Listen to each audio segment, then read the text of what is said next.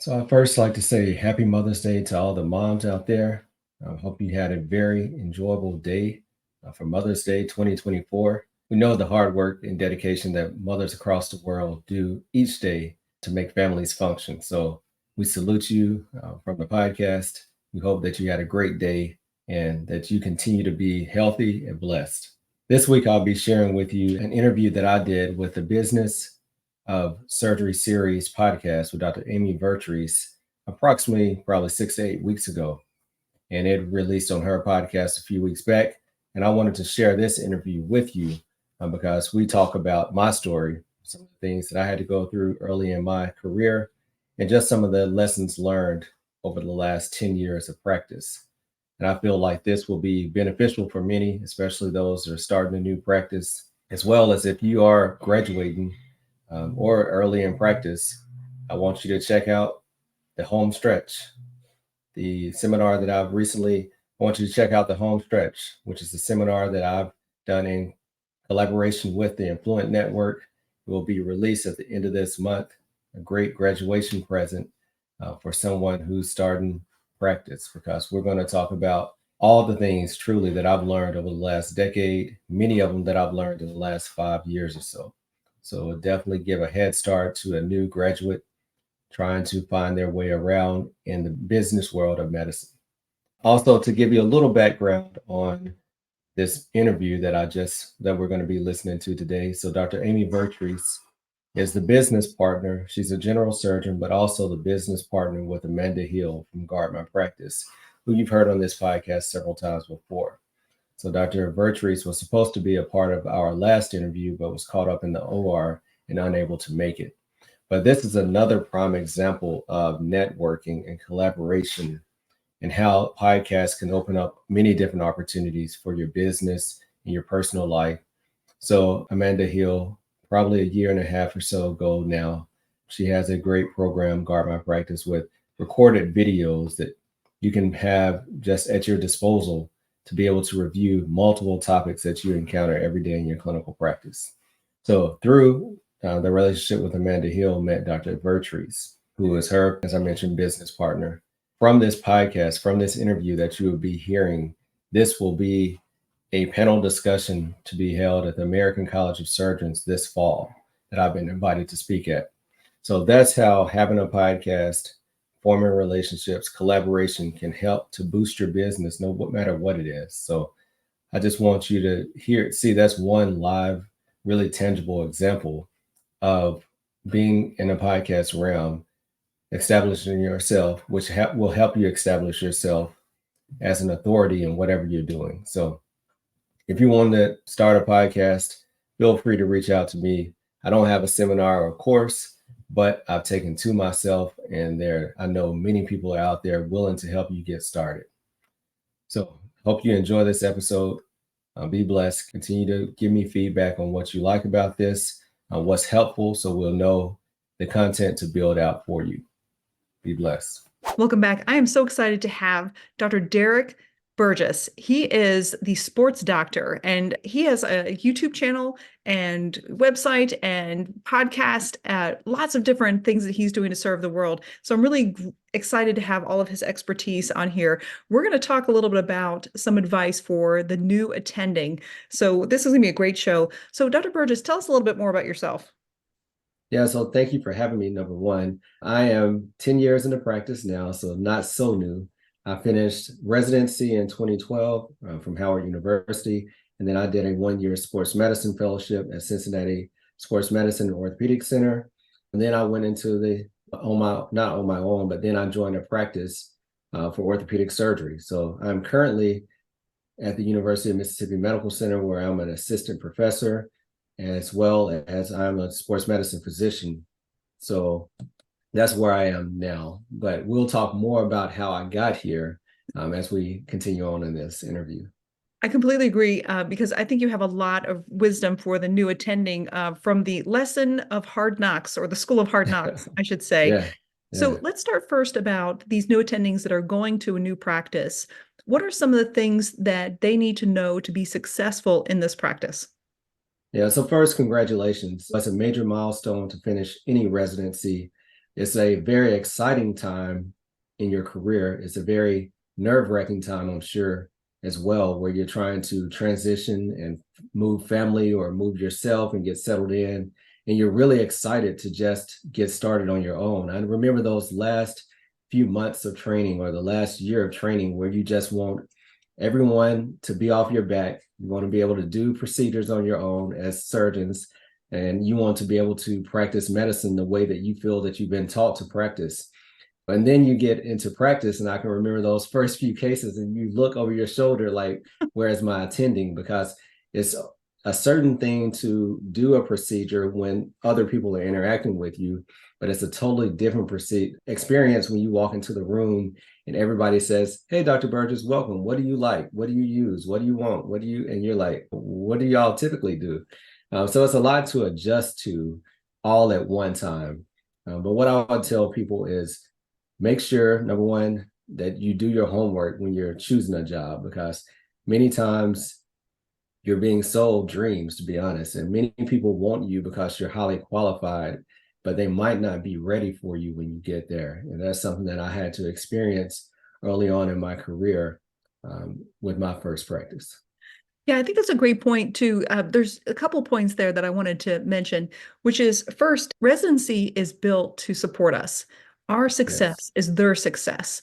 So when we're in residency, it's no surprise that we're supported and we're surrounded by people who are basically there to make sure that we are the product of their experience or whatever the residency. So you get to this new job and it's a completely different role that you're playing. You're playing a like a commodity, or you're the skills in there. So we offer the skills and the experience because we have all that experience from residency, even if you just started. You're not just starting right. from zero. So going to this place, though, they don't necessarily have to support you.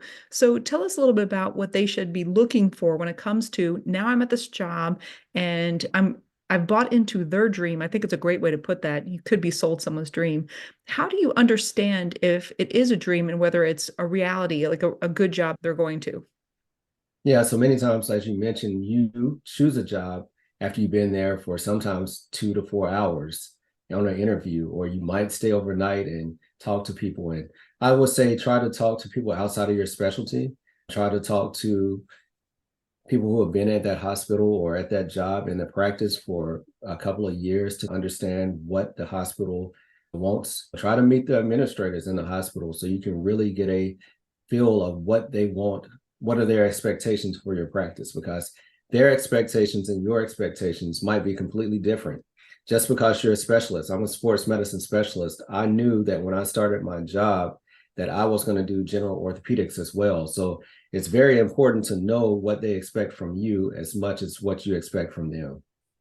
I couldn't agree more, especially if you're a specialist, because you may be expected to cover a generalist call. It's the same is true for general surgery, but also they may not understand your specialty. They may not be able to support your specialty. I know we saw that a few months ago in Steve Siegel's episode where the administration didn't understand what it took to run a bariatrics program, and he ultimately was not able to practice within the specialty part of his job and ended up losing his job because of it. So tell us a little bit about the specialist who then goes to this place where they do have this dream of starting the specialty in that area. What are some of the red flags that you would see? Sure. So if the specialty has never been performed at the institution, beware. Many hospitals will say, especially smaller hospitals, hey, I need a specialist to start this program. And we will support you. We will give you everything you need. We just need you to come in and start your practice, and we will support you. Most residents do not have the tool set to come in and just start something from scratch. And if you do have that and you are willing to build from scratch, you need to make sure that that institution is going to support you, because your contract might only be guaranteed salary for a year, maybe 2 years, probably max. Will you be able to sustain your salary after that guaranteed period goes away? What's going to be the amount of time that it takes you to build out a practice? Usually you can't do that in 1 to 2 years. So especially if you're not replacing someone or going into a place where the patient base is already solidified, you need to figure out, how are you going to grow a practice? Do they already have specialists or subspecialists who are going to be referring to you, or are you really coming in to build a practice from scratch? Because you will have to network with the local community. You will have to build trust from the other practitioners in the community for them to start to refer to you, more than likely, unless you're going into maybe a managed care practice where everybody only refers within. That's a great point. And I know that some of the consultants that hospitals can hire can run these reports that say, like, how many people are in the area and what is the payer mix of the area and what is the capture rate of these people and the expected anticipation. And these are reports that are not available to the individual resident graduating and even Right. some of these people who are coming to a new community. So you may actually have been set up for failure from the very beginning and you don't know it, because we assume that just because the administrators are in their role that they actually know these things, and they may not. Yes, especially, yes.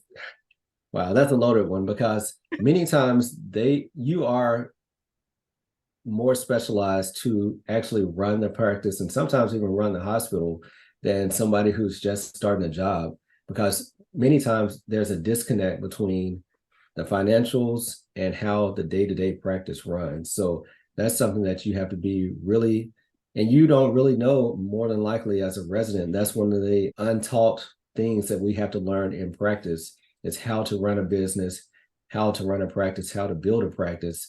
So if they don't know and you don't know, that could really be a recipe for disaster. Completely agree. And when it comes to a job, now we're not the resident where we represent the program. We are a line item on someone's expense report. And I hate to say it, but that's true. And we are a very expensive line item on that report. We will have to justify our ability to be in that area. So if we don't know that, then you don't know to actually ask, am I actually worth it to this organization? Sure. Which leads to another point of, when you're negotiating your salary, you might negotiate for a high number, but is that sustainable? You need to be able to get some data from that market to know what's the average income for a physician of your specialty in that area. Because if you come in and negotiate the 90th percentile and the practice is only going to sustain the 40th or 50th percentile, after a while, you will not have that high salary that you signed the contract with. I couldn't agree more. And a lot of this can be found ourselves in simple ways. Obviously, there's more sophisticated reports that may not be available to us, but knowing that the work that we do generates RVUs and knowing how much an RVU is approximately in this area and not what they're paying you, what they're going to get paid for that RVU is going to be helpful, because hospitals Yes. a lot of times will pay us more per RVU than they may be getting reimbursed. And if that's true, then you're in a non-sustainable department. You're in trouble. Yeah. So what I would always recommend for someone to speak to, especially if you're replacing someone, speak to the other people in the practice, number one, that you're joining, because you want to have a relationship. You're not going to put yourself on an island, because you really have to have rapport with the people that you're working with, number one. And then also speak to the person that recently left that job. Ask, hey, who was the last person that had this position that I'm taking? Do you mind if I talk to them? Or can I get the contact information so I can reach out and speak to them about the practice and what they experienced? I think that's very important. That's something that I've done every job that I've taken. And I think that people have reached out to me when I've left previous jobs to ask as well. So I think that's something that's pretty commonplace that should be done. And what are some of the questions that you should ask someone who has left the job? Number one, you want to ask about their relationship with the hospital. Why are you leaving? As simply put as, why are you leaving? Many times it's because they were going on to something different or better. And sometimes if it's not, then you really want to know if they were forced out or what's going on with that, or if they were not able to grow their practice as they thought that they would be able to grow. So I think that's one thing. Also, what was the interaction with the physician in the community? So if you're in a small town, you have to know that you are going to see your patients at the mall, at Walmart, at wherever you're going. And if you're not willing to live that lifestyle, it might not be the practice for you. So you really want to know what the local area is like. How much do the community support the hospital? Because many times in small towns as well, they assume that the hospital in the bigger city is better. So they might not even go to your hospital, even though you're qualified. They might not feel comfortable. So some of those are some things that you really want to fill out from people that have experience at that hospital or group. I couldn't agree more. In a small town, I could tell you there is not an aisle I can go on that I'm not going to find somebody. Yeah. And then And everybody's going to know someone. So yeah, exactly. And I've the cell experienced phone's that going to ring. geographic discrimination too. I've had Yes. people, when I first came down here, was my favorite story where the patient's daughter asked, I want to go to Nashville. I'm like, great, no Yeah. problem. Just But who would you cause. recommend? Yeah. Guess who I'd Yeah. recommend? I was like, me. And they're like, They no, just feel someone in like if they, Nashville. And I was like, anyone in Nashville? yeah, anyone in Nashville because they're in a bigger city. That bigger is better. Exactly. And I completely agree. And my recommendation is not to worry about that when you first get there. You're going to miss out on people potentially, but it's the big picture. And so I know that you're going to share with us the big picture of how to get people into your clinic. So now you've arrived at this new place, you've done your market research, you know it's possible. What are some of the ways you set yourself up for success? Sure. So I'll tell you what several of my mentors told me. It's a three-letter word, yes. So you are going to have to accept things that you do not want to do, because you have to build relationships. You have to allow the other practitioners to know that when you say, hey, on a Friday evening, I'm sure I'll be willing to see your patients, they're going to test that. And they're going to send you things that they cannot get in with other providers. So it might be that you don't like treating diabetic feet ulcers, but you are trying to build a practice and you might have to say yes for a while until your waiting room is full. You will just have to learn that you have to build a practice, number one. And no matter what that specialty says on your jacket, you have to be a doctor, you have to be a provider, you have to take care of people, and you have to prove that you are willing to take care of the community that you're moving into. And if you do that, more than likely they will support you, but you just have to do things that you don't really want to do sometimes in those first few years. I couldn't agree more. And you're missing the idea that, not you, but missing the idea that this is the best marketing opportunity that you have. That person Absolutely. with a diabetic foot ulcer is part of a family who's part of a community. And when you treat that person with respect and you treat their problem, and they're going to be your best promoter. Yeah, no, 100%. And it's funny because when you move into a small town, you never know. And that's another point. You never know who you're interacting with because the janitor could be related to the doctor, who could be related to the CEO. And you never know whether you're in town or you're at a restaurant, who you're interacting with. So you have to be a physician and carry yourself in that manner, no matter where you are when you're starting a job. It's just like when you're trying to interview or on those fourth year rotations, trying to get a residency spot, you are trying to win over the community. You're trying to show that you are the physician that your white coat says that you are, and that you can practice medicine at a high quality and take care of patients. So you really have to do that and interact with people and treat people well, no matter what you're doing. I agree. And the next level that you could do is sending letters to the primary care. I'm not all that Yes. great about this all the time, but Yes. your letter can also specify what you want to do. So I treated your patient for this diabetic foot ulcer. By the way, I also do sports, all the like listing all the Right. different things, because it's surprising to know that primary cares don't always know what we do. But if you say it and you bury the things you're willing to do in that paragraph, that's also helpful. Yeah. Now, and what you meant, like you mentioned following up with providers, because many times when they send it to a specialist, they never hear back from them. And number one, if you are a primary care provider, you might have to, if you're treating diabetes or you're endocrinologist, send the patient back to their primary care provider. That's one way that you build trust. They want to make sure that we're working together, not that you're trying to take my patients from me. I think that's very big. And then Mhm. get out into the community, get out, knock on the doors at the primary care providers, introduce yourself, follow up with them after you've met them. That's one thing that I've done at every place that I've gone is go out, especially if they have a physician liaison or a marketing person who is working to build your brand. Make sure that you are available to speak at the community events, go to the local civil organizations and speak to them, speak to the doctors, learn what the doctors want. Ask them, what are you having difficulty getting your patients? What service can I provide for your patients?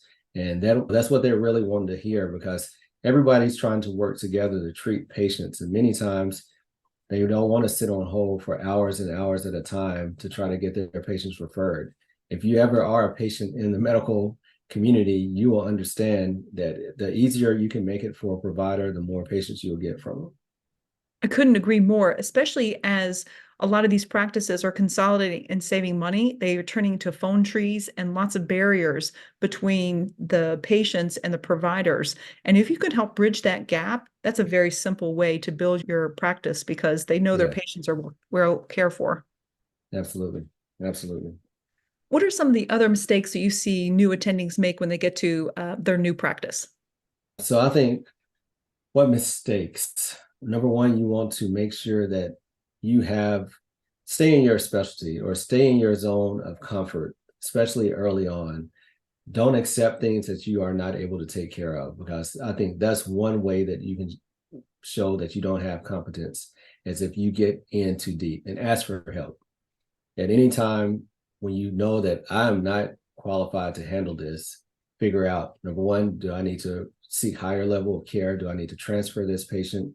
Do I need to speak with the person across the hall? Even though I don't know them, reach out and ask for help. I think that's very important, because you want to be able to take care of patients to the best of your ability, but you do not want to be able to have to get into situations that you can't handle, because that really makes you look bad in front of the medical community. Oh, I couldn't agree more. I've seen a lot of people who get a reputation of doing something, getting a complication, saying that person, they'll just do anything and they're really dangerous. And Yes. it doesn't take many patients, or even it could just be one interaction for that to really sour the people around you on thinking whether your judgment is sound or not. Yeah, absolutely. So ask for help. Make sure that in mentorship is important.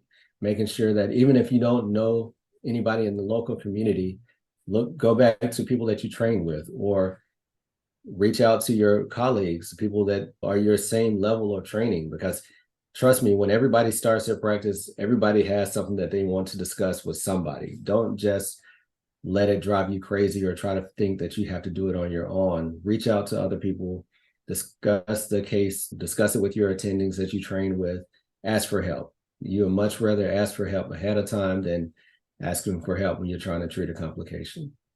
And who do you recommend they turn to? Because I know that people will likely have partners, they may have colleagues around, but who are the other people that you would have them reach out to? And what would you advise is their best person?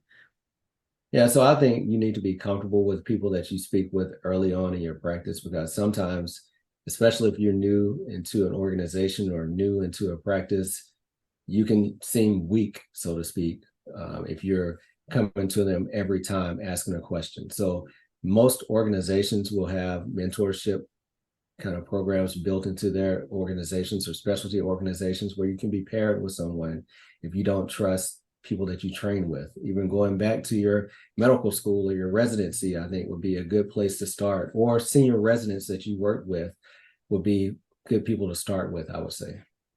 I completely agree. A lot of times, what I've seen is people talking to their partners and asking questions, and which are reasonable, and I think it's very important. But the right partner would not care, and the right Right. partner will actually even volunteer these things of saying you're going to want to do this and don't transfer them out, or things like that.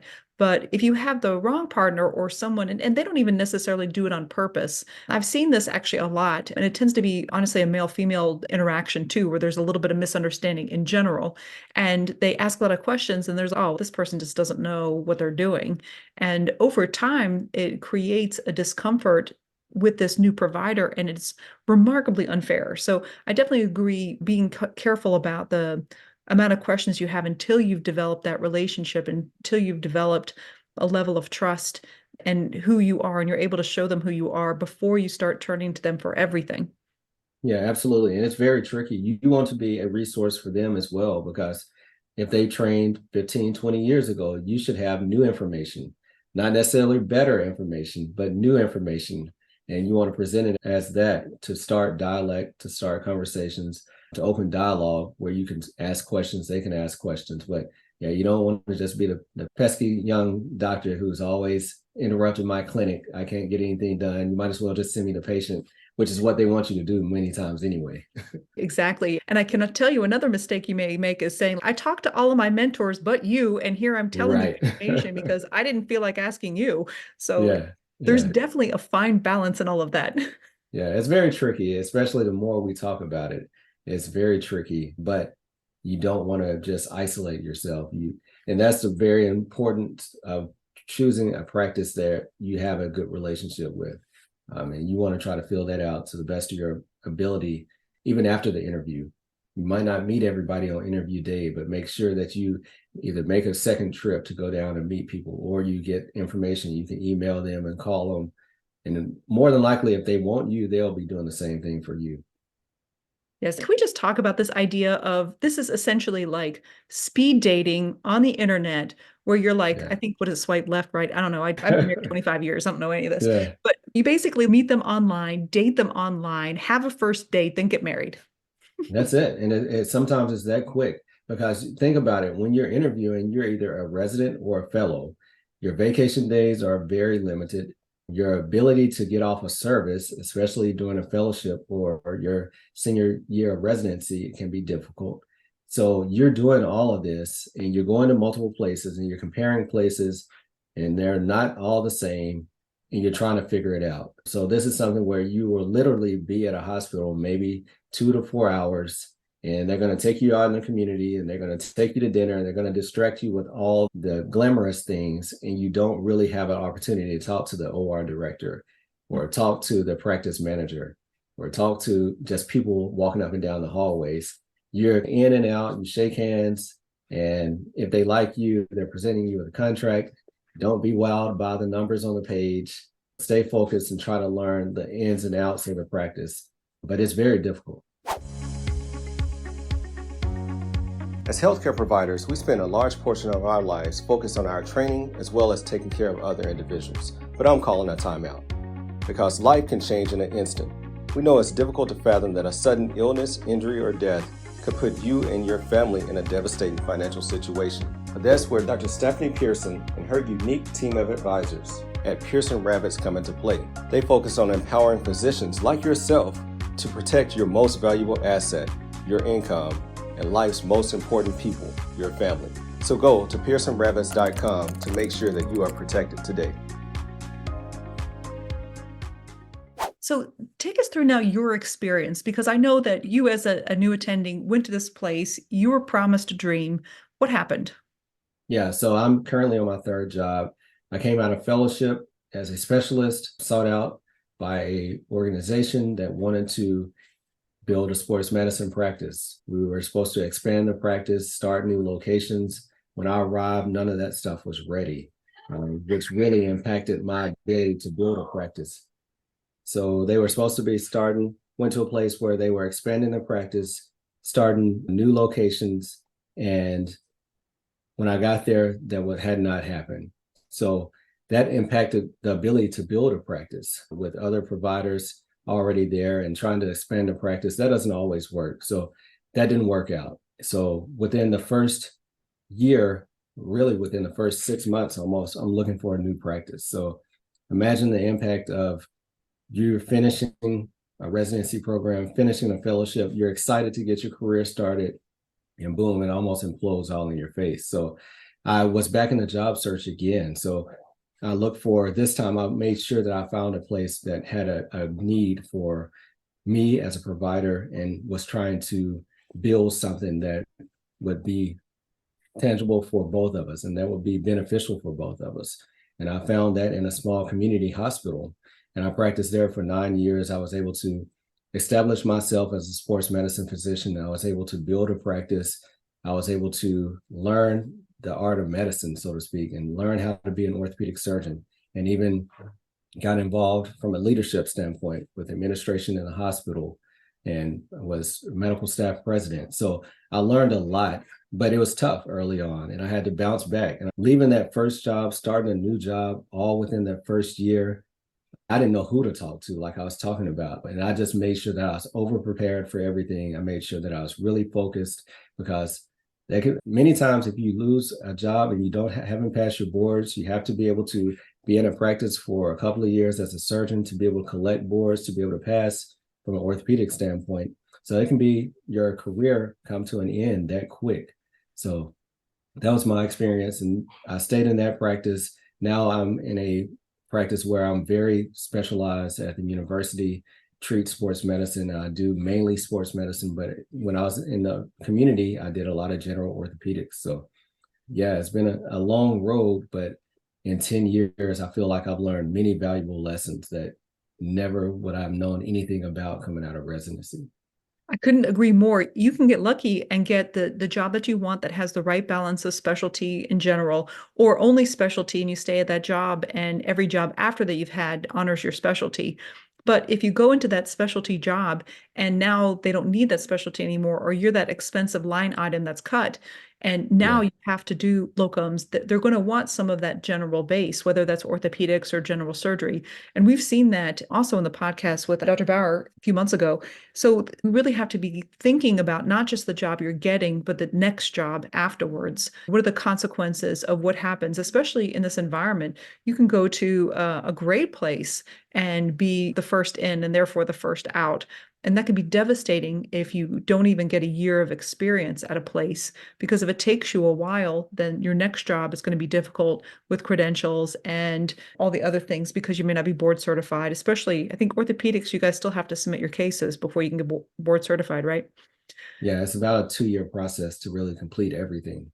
So you can see every time that you take a chance on a job, it's possible that it's going to sabotage the next one. And to use a terrible metaphor, but like we come out of fellowship or residency as the shiny new car, and we know what happens when you drive off the lot. Yep, your value decreases 100%, Exactly. especially if you're in a position where you seem desperate to need a job. Sometimes you're treated as that. Exactly. Your ability to negotiate your contracts substantially decreases too, because now you are really the used car on the lot, Yeah. which is not fair at all. But I think as long as you're aware of the possibility of that and people continue to share their stories, because I know these stories are just filled with shame and regret because we may have looked back and seen the red flags, but we weren't looking for them, or it just happened. It's just terrible to lose the job and move your family and things like that. But I'm definitely seeing it more and more in the current environment, the financial environment of the hospitals. Yeah. And sometimes you need to just know that people do change jobs, and that I think I've heard on average 3 to 5 job changes in a career. And more than likely, I think it's 50% or so within the first 2 to 3 years. So just know that this is something that could and probably will happen to you at some point in your career, but you want to make sure that you do your due diligence and protect yourself, because one thing Amanda Hill is going to tell you all the time: make sure that you can get out of the contract. It's one thing to get into it, but you want to make sure that you can get out of it and that you can still practice and build a new practice, sometimes within that same state. Many times these non-competes can push you almost out of the state. So you want to make sure that those things are taken care of on the front end and not necessarily trying to figure it out on the back end. I completely agree. And that is a very important episode. And she's an important person to follow of how Yeah. do I create this exit strategy ahead of time? Because when you're the shiny new car on the lot, that is the best time to get the best exit strategy. Yes, yes. And I talk about Amanda Hill all the time because she's a great teacher, and you don't meet many attorneys, especially healthcare attorneys, with her expertise that's willing to teach and give the way that she does. She gives so many things without you having to put in a retainer, or she has her guard my practice where you can learn on your at your own pace. So I think that's excellent for young providers to have. Yes, and I know that a lot of times people aren't looking for a lawyer until they need a lawyer. And Yes. she's trying to come to us beforehand and saying, hey, Yes. you need to know about this exit strategy. You need to know about this regulation that is going to potentially put you in jail. There's actually criminalized things that can happen in medicine that we are just not taught at all, especially if you're in a private practice. So there's a lot of things with billing and all these, speaking of people selling dreams, these ideas of going to be a medical director or things like that. You don't realize you're not just risking your license, you're risking your freedom, that there are Yes. some federal regulations that if you are not aware of them. So she's done a phenomenal job about trying to keep people exactly as she describes, guarding your practice, which is more than you think. And you don't want to tell the children all the nighttime stories too much, but at the same time, we need to know these things are out there. And I think that she's done a really great job of being available and accessible for everyone. So I couldn't be, obviously, I'm a fan. Right. And another thing is that you, like many times, we'll get that initial contract reviewed just because somebody told us to, but then you'll go enter into a medical directorship with somebody that you don't even know and never have it looked at. And many times, if it sounds too good to be true, it is too good to be true. You don't want to get easy money taking care of a nursing home that you never walked into, or prescribing products that you've never even seen, and you're just to get a check in the mail, because that can definitely come back to bite you, and even get you in jail time or get your medical license suspended. And if you don't have a license, or if you don't have a DEA number, you can't practice medicine. You're really of no use to any hospital or organization. I completely agree. So when it comes to someone, let's say they've now lost their job or they realize they've been into a market that doesn't actually have the market for their specialty, tell us a little bit about what you wish someone had told you when you're going through this transition. So one thing I would say is, you want to, if you think that you're going to have to leave a job or transition from a job, get your contract out, get with the attorney, maybe the person that helped you review it in the beginning, to understand what do you have to do, how do you get out of the contract, when do you need to put in a notice, or if you are dismissed, especially with calls or without calls, what does the organization owe you?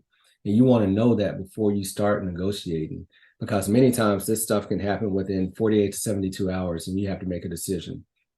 So you want to have someone that you can reach out to.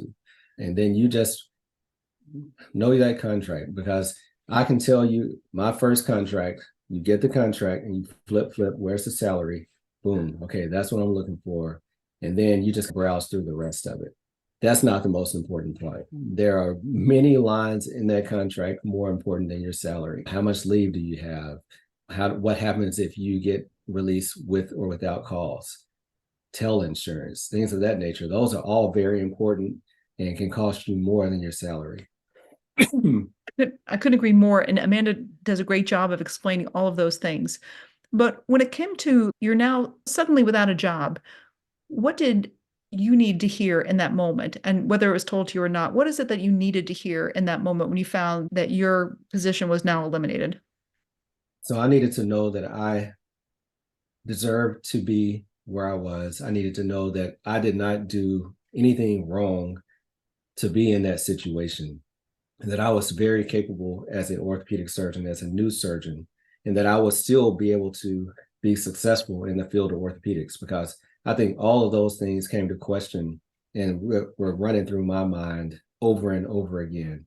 And I wish that I could tell my younger self that thing. I couldn't agree more. I know that I've been working with Amanda Hill since last year on developing the program of 90-day notice. And initially it was dealing with toxic people of how do I get out of this job where these people are jerks and I'm not really thriving and things like that. And there's certainly still plenty of that. But nowadays it's like, gosh, now I'm without a job. And now you look around and you're like, I'm not the new shiny car anymore. I'm like all beat up and now like, how do I find my leverage? How do I support myself? How do I find the job that I want?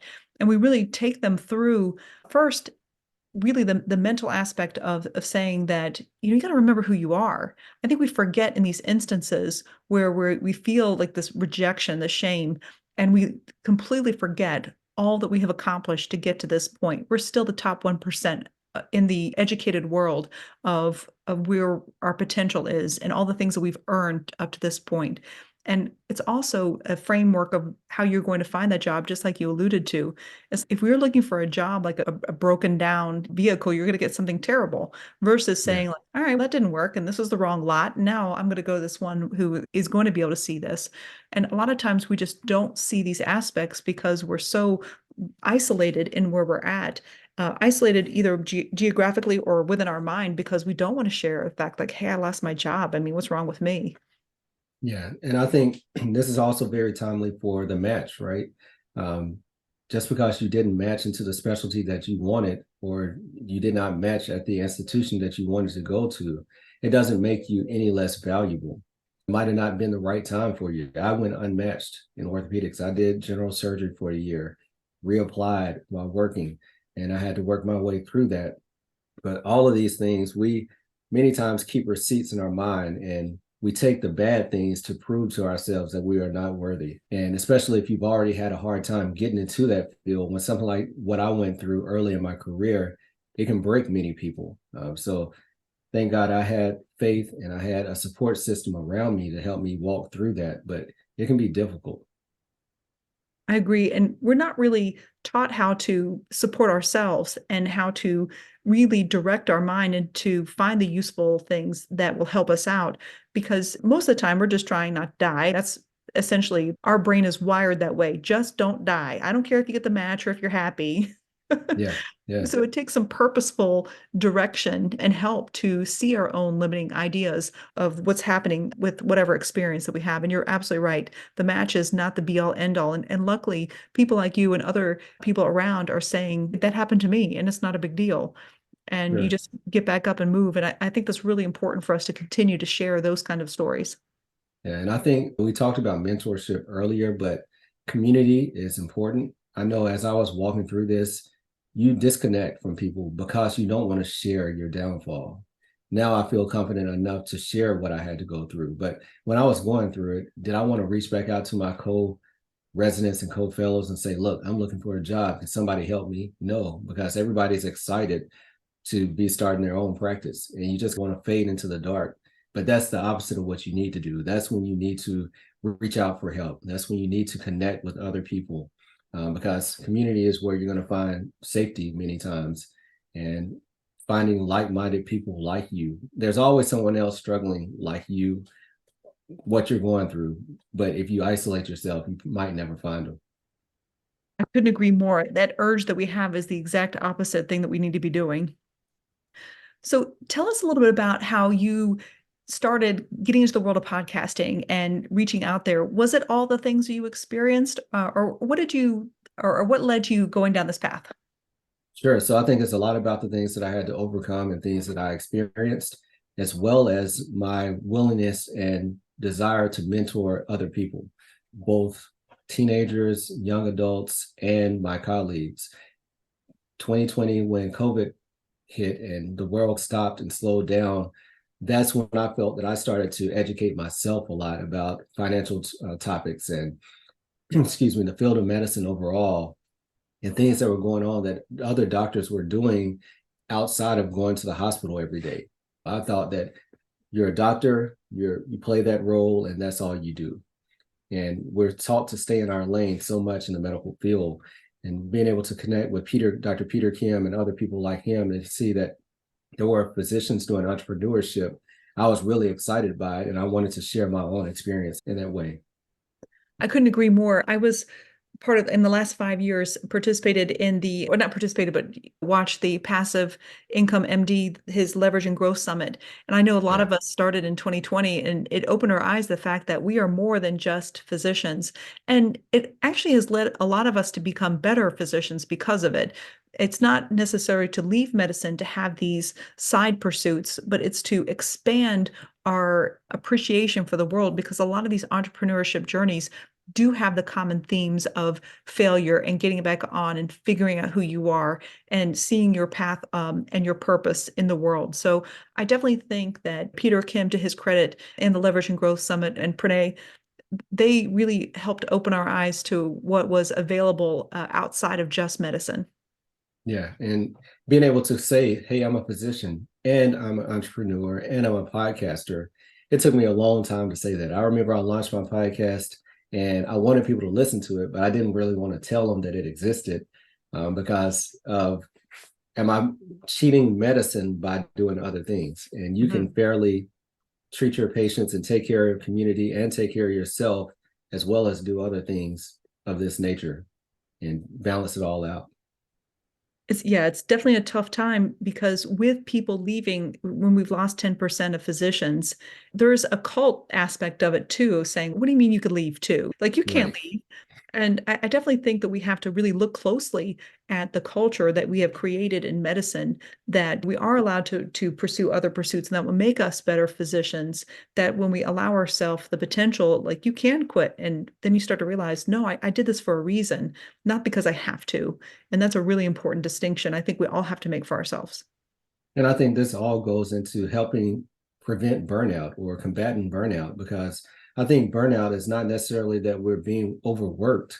It's about being underappreciated many times, or feeling that I did all of this for this, or I went through all this training to be denied by an insurance company who did not even read my note. And I have to do it peer to peer.